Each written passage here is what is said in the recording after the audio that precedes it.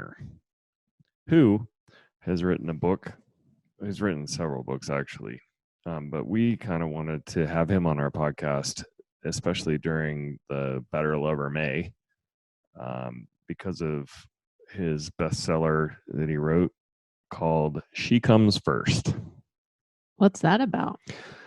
It is all about the thinking man's guide to pleasuring a woman, and 90% of that is done with your tongue.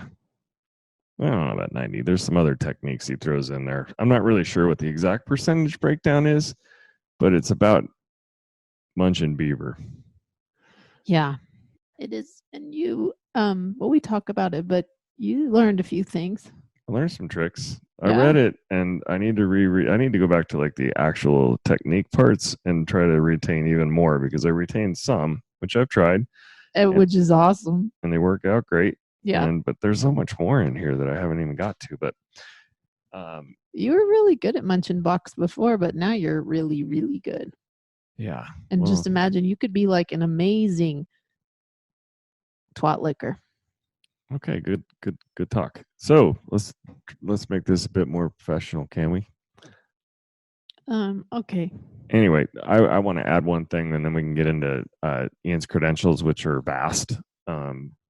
Yeah, he's kind of a big deal. We've talked to a bunch of people where we've, especially women, where we've heard that this isn't like one of their favorite things, and a lot of times when you, with a little bit more questioning, it comes down to that their significant other isn't doing it right.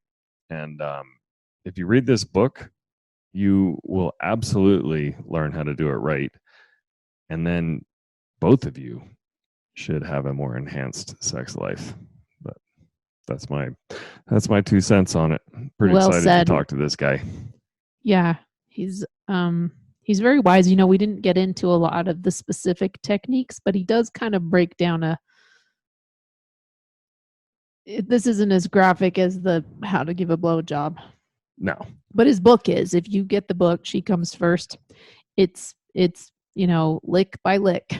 I wouldn't say graphic. I would just say technical. I mean, figure out what. Well, graphic just means you can see it. It's not. That's not a bad word. Okay. Okay, so let's talk about how important Ian is. He's a big deal. He's a psychotherapist. He's a nationally recognized sexuality counselor in sex therapy, couples therapy, and he's been on all kinds of TV shows, all kinds of news stations, he's quoted in all kinds of media. He's been in the Atlantic, the New York Times, the Economist, NPR, CNN Health, and on and on and on. He's getting ready to do a special for Goop. Yep, he's doing a Goop special. Oh, gosh, it will be over by then, but you can Google it. And He's going to be talking about one of my favorite things. Should be able to find it on YouTube. What's your favorite thing? Responsive desire. He's talking about. That is it.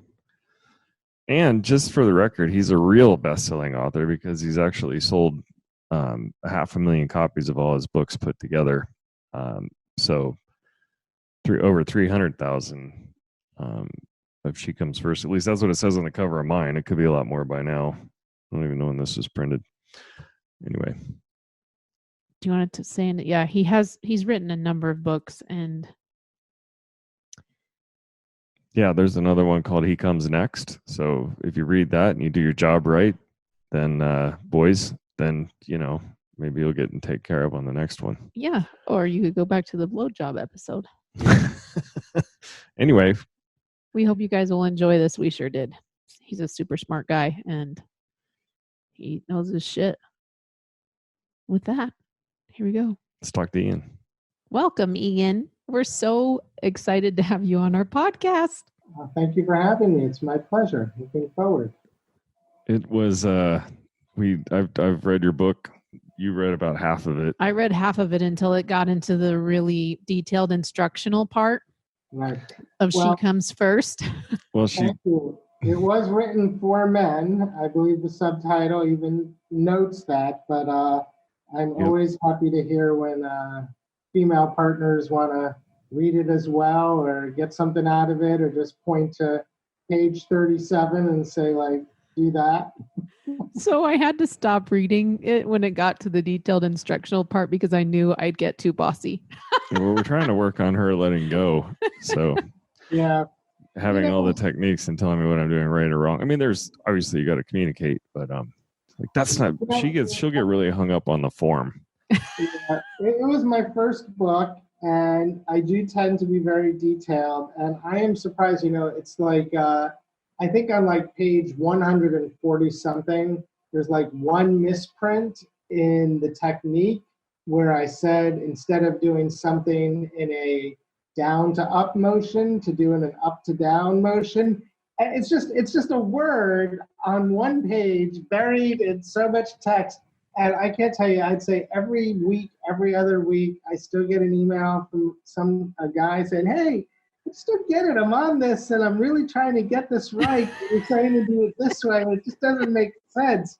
And I'm like, wow, people really read down to the final detail of this stuff. We haven't gone to I will tell you this, since Patrick read it. So we always had a pretty decent sex life, and we have, oral sex has been part of our routine for many years.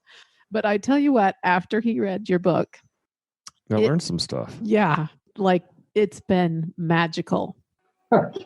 Yeah. Where I'm like, wow. And I know he's not doing everything, even in the little part of the detailed thing that I read. So I'm like, maybe we should bring the book to bed and he can just like really do it step by step to see. But it's still been magical. I think it's like, some of the best sex we've had. But you have to be open to it though, because I think what's funny is that she's read it, right? She knows what the book's about, and she's all for it and is open to it. But some of the techniques, I think, if they weren't written in there as this works for, I don't know what you said, 85% of women, this technique is usually going to work for. And then she's more open to at least letting me try it. Whereas before reading the book, I think she probably would have been like, what the hell are you doing? Yeah, kind of like, I don't like that. But now I'm like, maybe I will like it. I should try it again. And so some of the things he's trying, I'm like, well, I guess I don't not like that. I can grow and change and evolve. But reading the first part of the book, I was like, I just kept saying, bless you, Ian, for all of the education at the beginning about women and our parts and how it works and, why we are the way we are about, women's bodies and how much there's so much mystery anyway, it was just thank you for writing this book. Thank you. I appreciate that. It's, it's my first book, and it's still one that I love and I'm best known for. And I think it came from, a really personal place. I think all of us can suffer from some form of sexual shame or some sense of some lack of self-esteem somewhere when it comes to our sexuality. And I think for me, that was a pretty big open wound.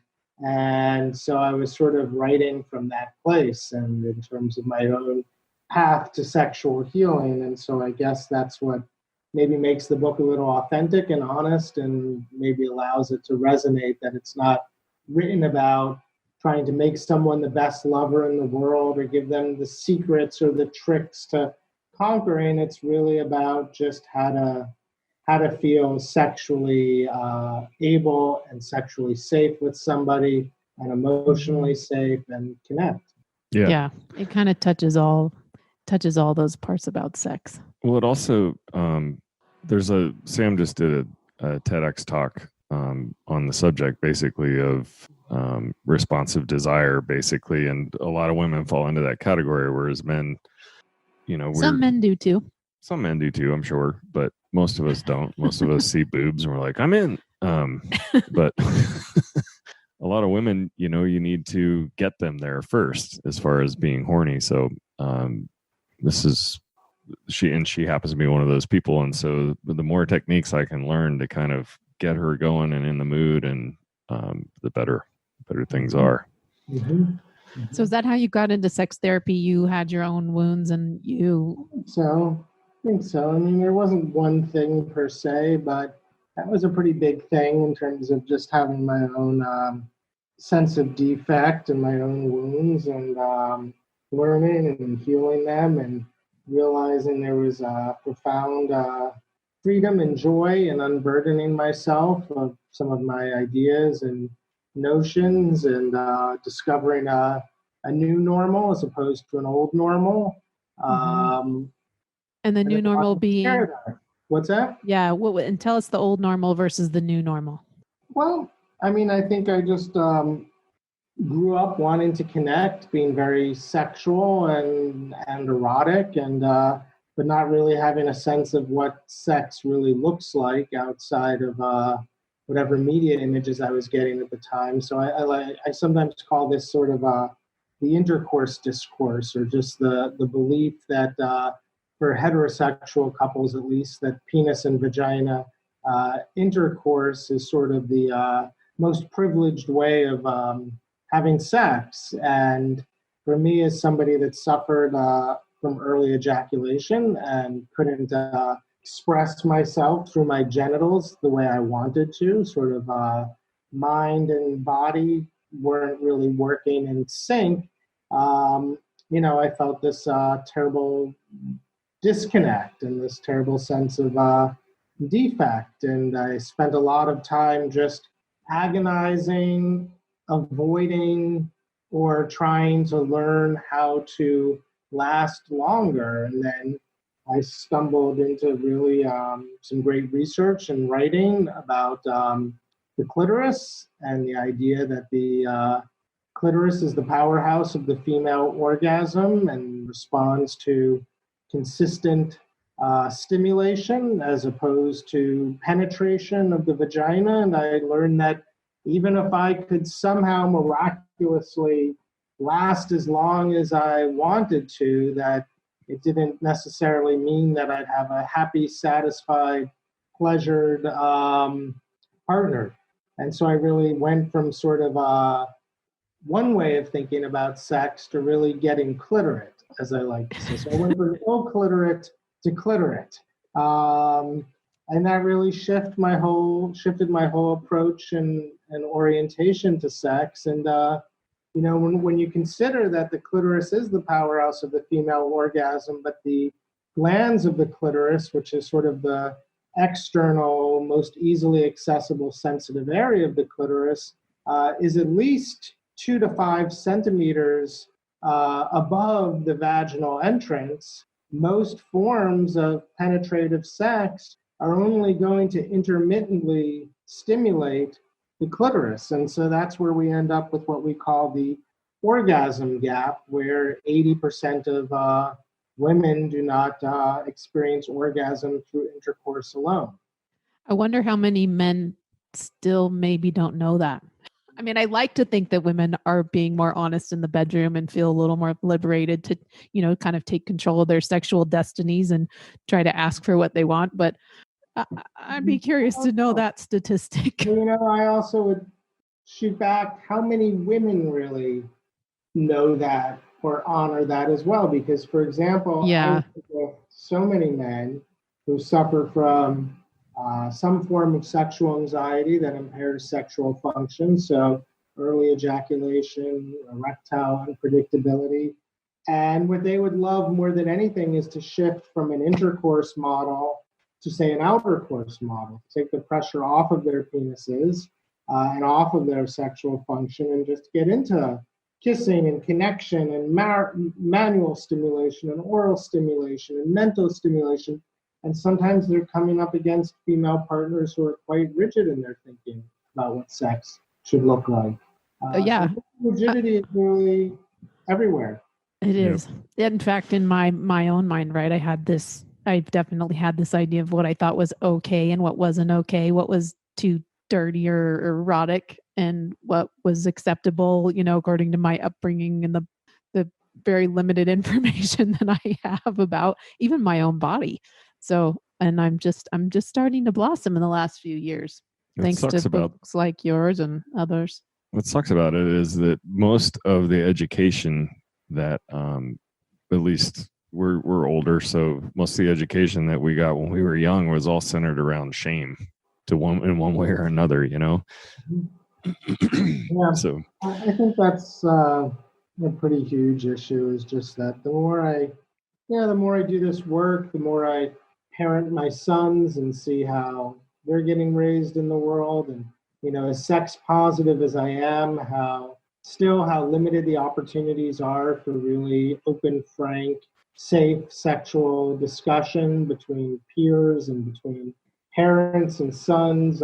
It's just not an area of life that is modeled for us. It's like we could talk to a kid about what they want to be when they grow up, and they can get talked to and consulted down every path. But, try and talk about the sexual person you want to be, and there's no communication, there's no modeling. So I think we're all going into this with some sense of not knowing and shame.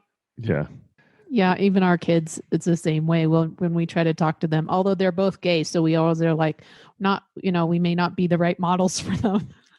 Well, I don't know. I mentioned the word orgasm the other day when our daughter was here, and she's like, Dad. And yeah, like, our kids are just like, don't talk to us about sex. What's wrong with that? There's nothing wrong with orgasms. They're awesome.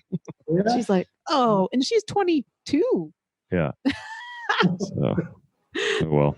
It is so strange. And also when you think about, our sex life really is a huge part of our relationship and brings us both so much joy and pleasure and intimacy.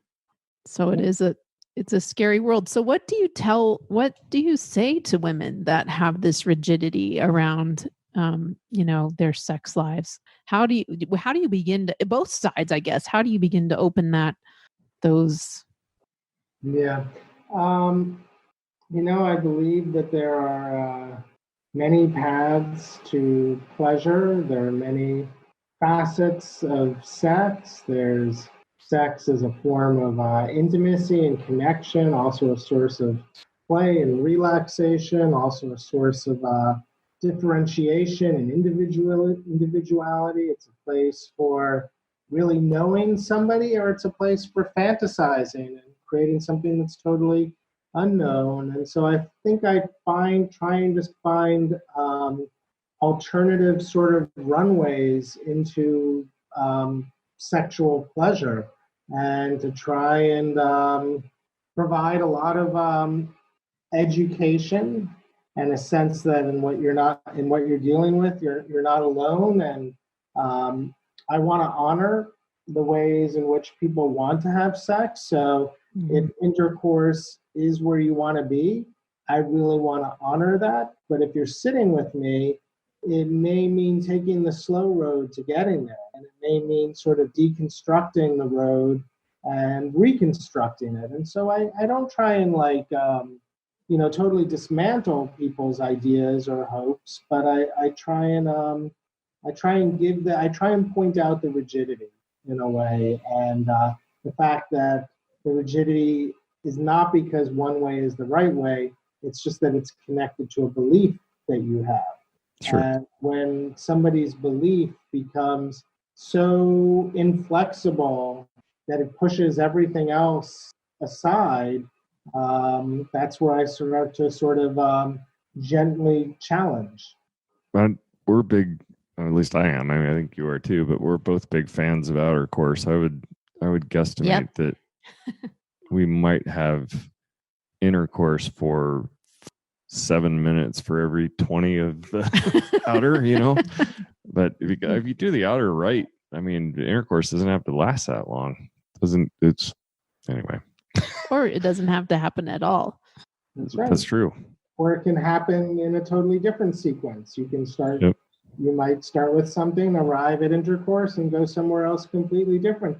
They're all just, sexual behaviors. And if you look at them as behaviors, we are the ones to imbue the meaning in them. And as behaviors, they can be organized in any particular way that you want. And heterosexuals tend to organize, have fewer sexual behaviors per sexual event, and they tend to be quite intercourse dominated.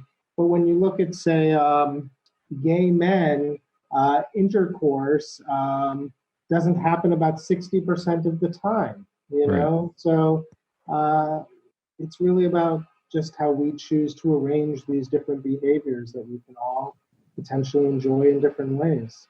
Yep. So what are you working on now? You're finishing up something else, aren't you? I am. I'm, seeing patients all the time. I'm raising my two sons, and I'm working. I teach and I supervise other therapists, and I am working on a new book. And the new book won't be out for about a year, so we could probably do this again around the new book. But Definitely. I don't know. I don't really want to get in. It's a little early for me to like start really talking about what the whole thing is about. Okay. But I hope it's going to be original, and I hope it's going to be. Is it about valuable. sex? Oh yeah, it's totally about. Okay, perfect. I'm looking forward to it. We'll leave And it I at would that. say, in some ways, we've already talked about what it's about in terms of how do we arrange these different behaviors Right. in a way that really allow us to connect in the ways that we want to connect. Cool. Do you find sex spiritual? Can you define spiritual a little bit for me, or what you think when you talk about that? Bigger than yourself, bigger than just you and your partner physically connecting. It's a pretty broad. I use it as a pretty broad word. Yeah. Well, let's see. Like, I think with sex, there is a sense of the whole being greater than the sum of its parts, and when you look at studies, it shows that couples who have sex once a week, have good, healthy sex once a week, have higher levels of relationship satisfaction than couples who don't. And the couples who have sex 2, 3, 4, 5 times a week don't necessarily have higher levels of relationship satisfaction than those couples who only have it once a week. So there's something about that extra element of connection. There is an afterglow effect to sex, sometimes 2 to 3 days of just feeling better. So all of these sorts of like effects of sex that linger, I guess, to me are sort of spiritual. I think that there is a dropping down into arousal where we really just lose our consciousness and sort of leave our bodies, that I suppose is sort of spiritual. Meditative almost. Yeah, meditative, but it's a secular spirituality. It's not really a religious spirituality. Right. So but it is a sense of like time is finite, and we have to pick what we do with our time, and why not pick sex? I get a lot of meaning out of it. So it's spiritual for me in that way. Yeah. I guess, though, there are people who can connect their spirituality up into some sort of religiosity in a way, and I haven't been able to bridge that gap between sex and religion. But, I'm open to always learning and hearing about it. You have to call yourself a guru first, I think. Well, most forms of religion really only believe in procreative sex. Yeah, exactly. Procreative sex. If there's supposed to be pleasure, it's just from still a procreative element. That's part of the struggle, right? Your In statistics society with talking about sex and right. Being okay with pleasure, since religion is like no pleasure's bad. Your statistics on frequency sound like Amy Muse. Have you heard of her? Yeah, no, she's one of the researchers who I'm highlighting when I say that. I don't do any original research on my own, but I do try and source and footnote everybody that I reference, at least in my writing. Yeah. I definitely rely on research and science as a way of talking about sex. Whoop, whoop. Let's a shout out to all those researchers, because we also have a book and I put a lot of science in there. Same thing, like just lots of research and science. Cool. We love Amy Muse. We had her on our podcast too. She's great. Cool. Yeah, she does a lot. She's up in Toronto, right? Yep. Mm-hmm. Yep. She has her cool. I rely on her, and I like Debbie Herbenick's work a lot, and Indiana University, and Kristen Mark at University of Kentucky, and Sari Van Anders does great research. It's fantastic. I never get bored with this subject. Where was the where I were don't either. those classes when I was in college? I don't remember seeing sex research anywhere on my. Yeah, I have to say, even as I get older, my intellectual appetite even outstrips my actual sexual appetite. So Mine, I sooner think or mine's later, I'm always, going to be reading about sex. Yeah. I think mine's already kind of flip flop. I probably read more about sex than we have sex for sure. True. I don't. For me, I'm quarantining with my 2 dogs and my 2 sons, so there's even less opportunity Yeah. for sex. Oh, bummer. What's the? Well, I can ask you offline. I was gonna. Speaking of quarantine, how long before you guys are going to be able to get back out in New York? I have no idea. I mean, certain parts of the state are going to open next week in terms of some basic functions. But here where I am in Manhattan, where it's like, I love the restaurants, I love the music, I love the theater, I love the bustle. My exercise is strolling, walking around people. I don't know. I mean, I would hope New York, we've been the epicenter, but we've also been really good at flattening the curve and taking it pretty seriously. So my hope is we can really flatten the curve and, I don't know, ride a wave of good karma, like maybe life in the fall, like schools will reopen and things will start to repopulate, you know. I find I'm already thinking this week differently than I thought 2 weeks ago. So I think we all just have to not get caught up in anxiety or future projections and just really stay, very flexible. Yeah. Present in the moment. Well, anxiety has no place in the bedroom either. That's when problems start. Yeah. Anxiety is definitely a libido killer. But sex is a beautiful relaxer if you can get yourself. So what were you doing? You were lecturing about responsive desire? I just did a TEDx talk about, our philosophy of we did this experiment where we just said yes to sex for a month. We tried it and it dramatically improved our relationship. So we kind of never stopped. And yeah, so then I just started doing some research about why it worked so well for us. And I learned a lot about myself and women in general and sexuality, and it was good. Yeah. And also all the health benefits of sex. I also talk about those and why people should have sex not just when they feel like it, because I rarely feel like it. I don't get spontaneously horny. So I really have to be open to my partner trying something or open to any kind of sexual stimulation before I'm ever going to feel like I want to have sex. So just telling women and men who may not be spontaneously feeling horny that, if you close yourself off and you only do it when you want to, you may never do it. Right, that's right. If desire is supposed to be the beginning of sex as opposed to the middle, you might never get anywhere. Exactly. So shuffle up that beginning, middle.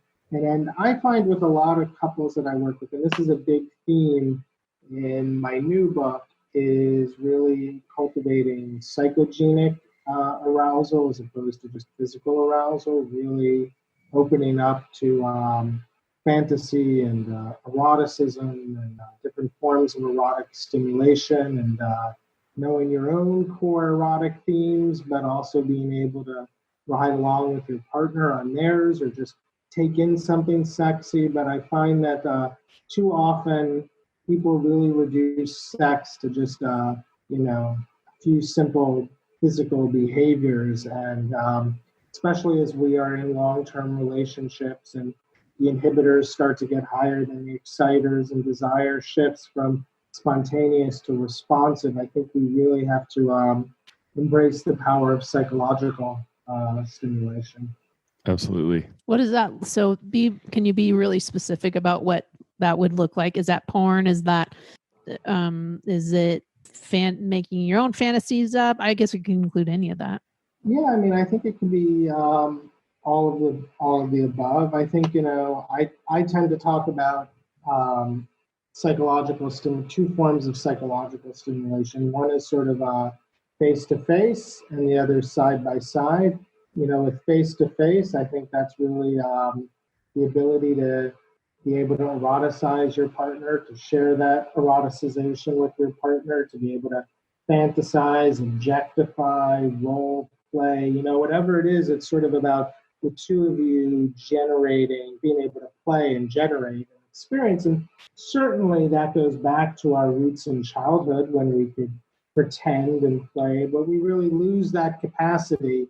And I think it's hard for couples to engage in that kind of face-to-face psychological stimulation. So I also talk about starting with what I call side-by-side psychological stimulation, being able to watch some good ethical couples porn together, or listen to an erotica podcast, or watch porn, but just listen to it with the pictures turned off, or some kind of almost ASMR kind of erotic audio experience.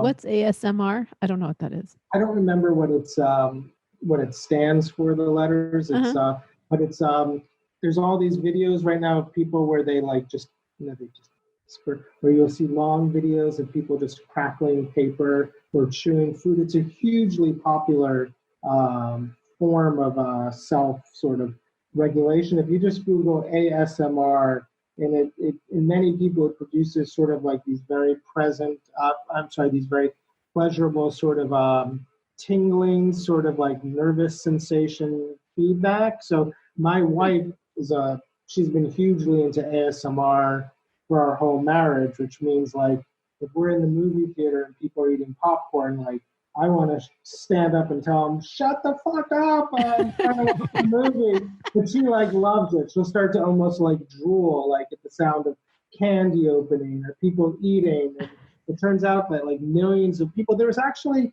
Halle Berry did a whole Super Bowl commercial just where she whispered, and that was meant to be ASMR. So it's so now there's this subgenre of sexual ASMR where people will just they'll just whisper very quiet sexual thoughts about how I'm undressing myself or how I'm touching your genitals right now, and Cool. Right.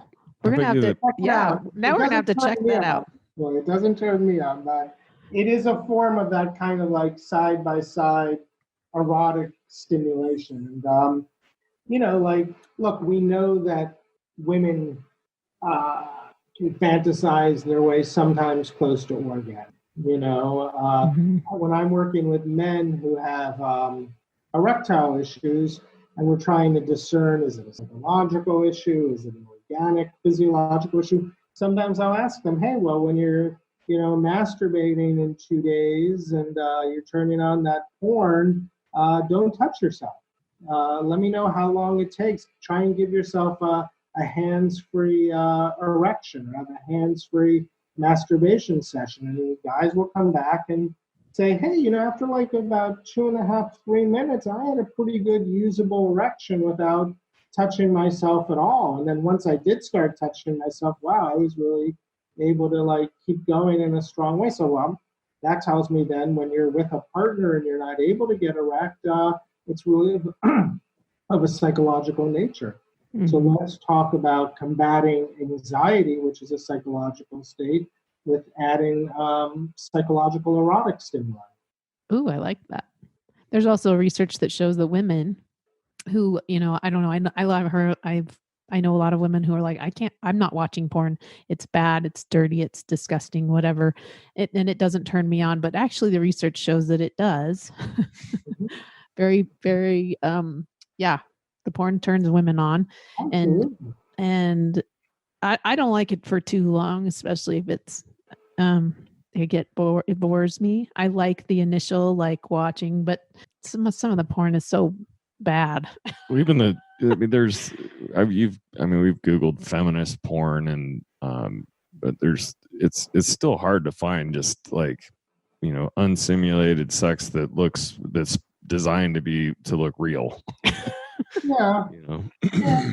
I don't know. I just would tell people just let yourself go and enjoy it a little bit. I think some of the best energy coming into porn today is from women who want to create, whether it's women's porn or feminist porn or queer influences. I just think, alternative sexualities, people who are invested in making the porn, who aren't being exploited, who feel like they're being treated fairly and really like it. I find there's a lot of great energy in porn. And I mean, I don't know. It's like I sit down and watch Netflix and I can find something to entertain me. I'm not going to like love it. I don't actually believe I'm watching crime unfold or watching people travel through space. So like I suspend my disbelief a little bit so I can enjoy the show. Like I would ask people to sort of do the same thing with porn. There's porn on Netflix, sort of. I mean, Nymphomaniac 1 and 2 is on there or was on there, and I liked that show actually. There's a show called Normal People on Hulu. Normal People? No, I haven't seen that one yet. It's a show about a romance that starts when these two people are teens and sort of moves into their 20s, but it's got for Hulu, I mean, it's got full nudity, shows sex, but it's really done very well and very beautifully, and at times very erotically. So I highly recommend Normal People. Normal Check People. that one out. Watching something sexy is it doesn't really, you don't have to watch it for very long to just sort of start to get your mind sexually focused. Yeah, I think that's kind of how I use it. Get it, just that sexual focus. Even like you said earlier, just listening to it sometimes. Totally.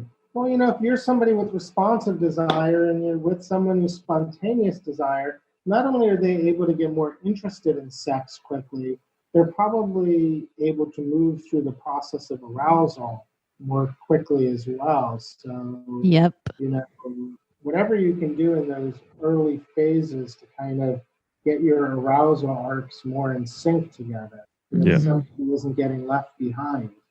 Yep, that's definitely something we work on. And your book has helped us with that quite a bit, Ian. Thank you. I'm going to continue to. I got to, you know, you only retain less than 10% of what you read. And then Maybe we could make notes that starts declining as time goes on. So it's one of those things you got to go back to and then go back to again. And then. I know, you know, I've read like 4 books on Nietzsche and I still can't remember anything about Nietzsche.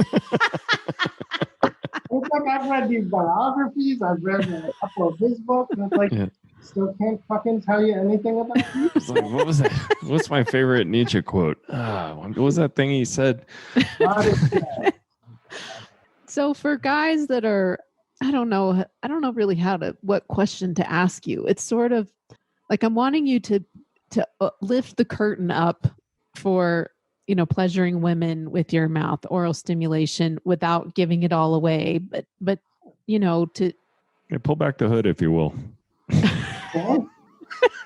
Well, you know, first off, you know, I talk about turning foreplay into core play. We're going from intercourse to outer course. And so I think just getting clitorate and taking a clitoral orientation in how you're conceptualizing sex is important, and understanding that providing consistent, persistent stimulation is important, and it can be a complete act unto itself. I think it's also about not just what you do, but when you do it. And so in porn, especially like tube-based porn, like the stuff you'll find on, you know, Pornhub, you know, oral sex is often the first thing that happens. But in fact, for many women, their nervous systems, especially if they're in a responsive desire mode, their nervous systems aren't really sensitized yet to that level of genital stimulation. So it's going to kind of irritate or bristle the nervous system. So I do think you need to focus on something like oral sex more as like a phase 2 than the thing you start with. And I would again talk about psychological stimulation, kissing, touch, things that are above the neck and even, you know, above the waist, and then segueing into oral sex. So it's not just what you do, but it's when you do it. And I suppose the third thing I would say is, you know, you want to make your partner feel great about it. Like a lot of women still wonder, like, is he really enjoying this? Is he doing it for me? Or is he getting something out of it? How do I look? How do I taste? How do I smell? Do I really want somebody, you know, down there? And in that way, that it's a very intimate act, even more so than lots of other sexual behaviors, even intercourse. So really making a partner feel comfortable and safe. I think the other thing is that, like, again, I come back to consistence, persistence, and even a little insistence. If we just think about, a little bit of like pressure, like physical pressure. What I mean by that is, I guess what I'm saying is that really a female partner can lead. Oral sex is a dance. A lot of guys think like, oh, I gotta like, make like a cobra going after a mongoose or something like that, or I gotta pull out my new technique. But it's really about letting a partner lead and just providing a consistent form of resistance, meeting her pressure with your own pressure. And so sometimes I say just being as still as possible and as focused and just as interested as possible, and really letting your partner get the groove that's right. Well, I guess it's a little bit why, like, sometimes like the female on top position can work so well for women. It's like a guy lying flat on his back isn't necessarily doing that much, is he? He's being there, he's being responsive, he's sort of shifting weight to sort of meet what's happening, but he's not being particularly like flamboyant. He's sort of just down there being still and consistent. Yeah. You got to do the scissor finger too. I mean, there's two things you got to do. What? What? That one, I lost that one. Yeah, I didn't get I read that. that somewhere. I guess I might have thought I read it in your book, but I didn't. Or maybe I did. Like when I'm on top, you're doing scissor finger? Mm-hmm. What's that? I'm just going to put your fingers like this, and then... So there's a better place for my clit to rub up? Yep. Oh. And it also adds a little friction. That wasn't me. I'm not going to take credit for that. You should... I got a business idea for you.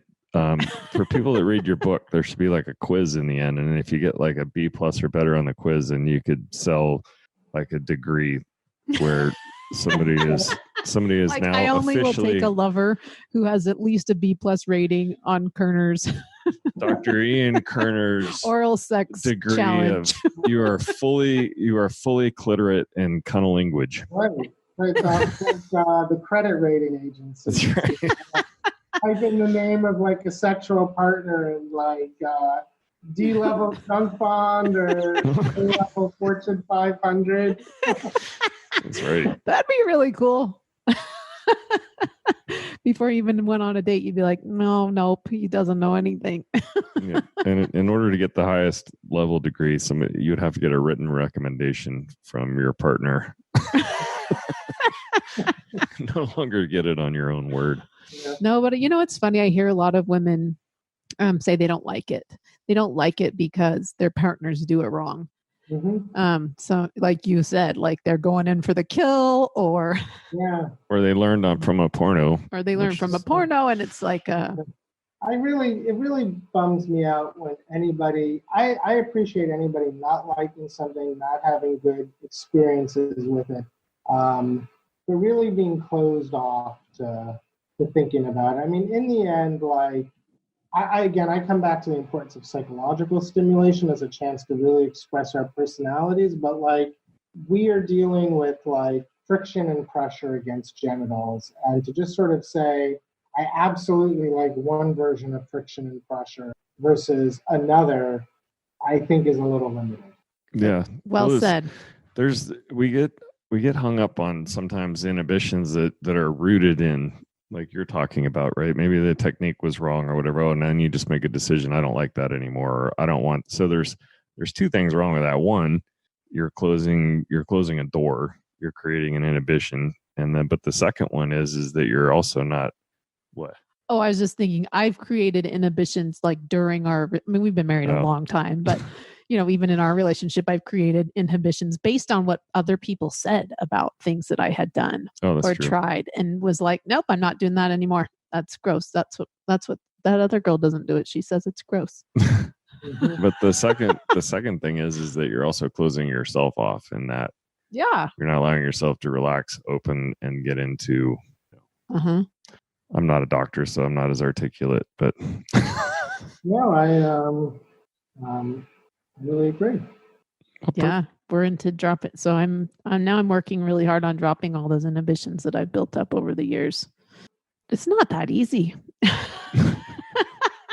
It takes a level of relaxation that I'm not used to, but I think that will also benefit me in all the other parts of my life if I can get myself to relax. Yeah. Well, I mean, I think sometimes I mean, I don't want to get too psychoanalytic, but sometimes I was working with a patient where she actually picked me as a therapist because she really liked receiving oral sex and wanted her partner to do it better. But like whenever they shifted into intercourse, she would feel very abandoned and feel like he's being selfish. He doesn't care about my pleasure. He's not going to come back to take care of me. I'm not going to have an orgasm. And she'd get all up in her head. And, really those inhibitions predated him. They predated a lot of her earlier relationships, and they kind of even went back to childhood dynamics of just feeling left behind by a male figure in her life. So, sometimes like what's happening sexually in the bedroom and where our inhibitions or the things we like or don't like really do go deep into our psychology. Well, you did that one study on imprinting, right? And it all happens when you're the sexual imprint. What's that? It's just the way that that's I think it's a theory that says that the way that we learn our sexual behaviors is a lot stemming during our formative sexual years, when we become sexually, we aware. get sexually aware, we have our first sexual experience, and that can really imprint on us what we like sexually. Sure. Yeah, unfortunately, especially if those first experiences don't go well, right. And of course, they probably won't go well because we're inexperienced and we're anxious, right? Yeah, we don't know what we're doing. Expect to get behind the wheel of a car and just drive confidently, right? As soon as you do it, I mean, I hate car metaphors, but I'm just saying most of the time, our early sexual experiences are fraught with anxiety, and that leads to them maybe not going so well, and that can really become a self-feeding cycle. Yeah. Well, car analogies are good. It'd be like the first time you drove, if you put your blinker on and got into an accident, does that mean you're never going to put your blinker on again? No. So if your first blowjob didn't go well.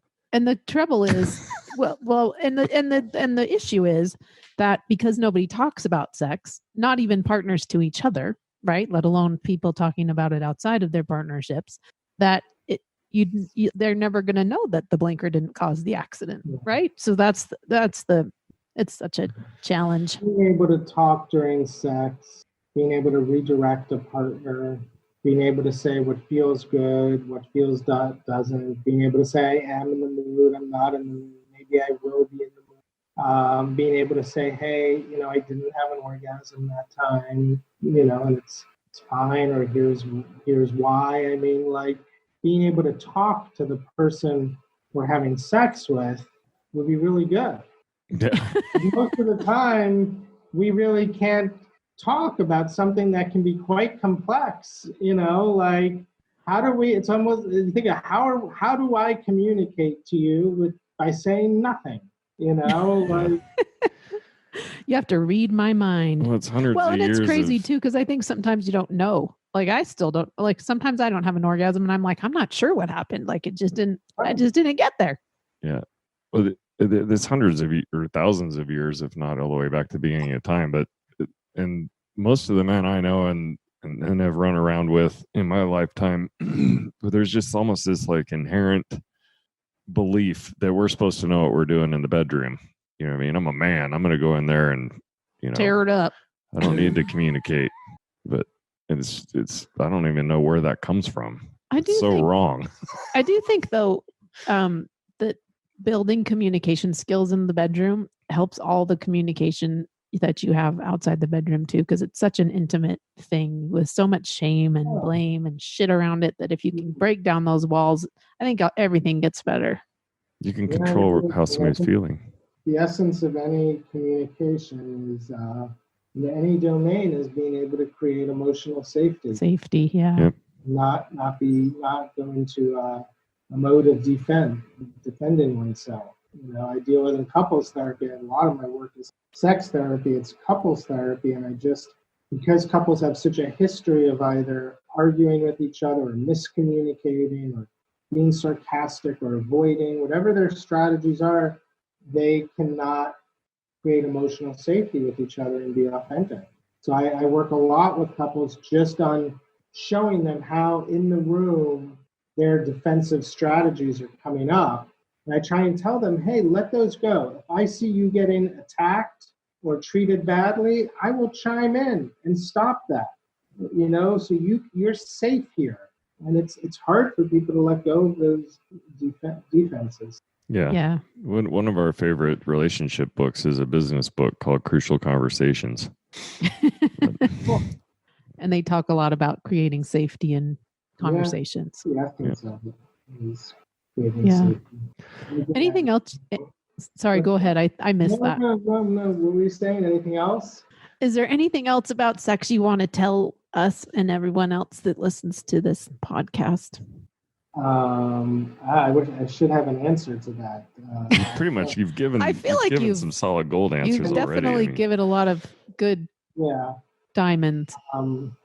What do people say? The brain is the biggest sex organ. I do believe that it's our minds that create anxiety. It's our minds that help us to be relaxed. It's our minds that allow us to fantasize. It's our minds that take a behavior and wrap a feeling or a belief around it, right? In the end, otherwise we're just talking about pressure and friction and nervous system response. So it's really our minds that sheathe that with something experiential. Yeah, I agree with that 100%. That's a cool breakdown. Do you have anything that you want to promote right now? I know we're a little premature on the new book, but we can't wait to have you on about that one too. Thank you. No, I look forward to that. Yeah, that's about a year away, which I'm glad because hopefully we'll be on the other side of a lot of this. Yeah. No. People can always find out what I'm up to on my website, iankerner.com. Sometimes, tomorrow I'm doing a workshop for Goop, which will be fun. So sometimes I'm doing stuff that's out there and free. And just go to my website and you'll hear about what I'm up to. Cool. I'm not up to much. I'm just here in my practice, seeing patients or dealing with my kids. But sometimes I'm up to something. That's still important. That's the most important stuff anyway. What does an Ian Kerner workshop for Goop look like during quarantine? I'm actually going tomorrow. It's on YouTube. I'll be actually talking about spontaneous and responsive desire and willingness and things like that. And just talking for an hour. Cool. Well, we'll have to have people check that out too. All right. Well, it was Ian, great to meet both of you. Thank you so much for coming on our podcast. It's been an absolute pleasure and an honor and a privilege to speak to you. My pleasure too. I enjoyed this and stay in touch. Be well. Hey, if you're still here, that means you made it through an entire episode. Maybe you should subscribe. Please subscribe and please leave a review. We love us some reviews. We love reviews. Especially for the 5-star reviews. Yeah, 5-star reviews. Check out our website, biggerlove.com. You can find us on Facebook at biggerlovebook, at biggerlovemovement, at biggerlovecouples adventures. You can find us on Instagram, @notso_perfect_couple. And tell all your friends. And do we tell them to leave a review yet? Yeah, we told them to leave a review, but what we didn't say is maybe they should be gentle with their review since nobody's perfect. God damn it, we ran out of music. Gotta go. Bye, till next time.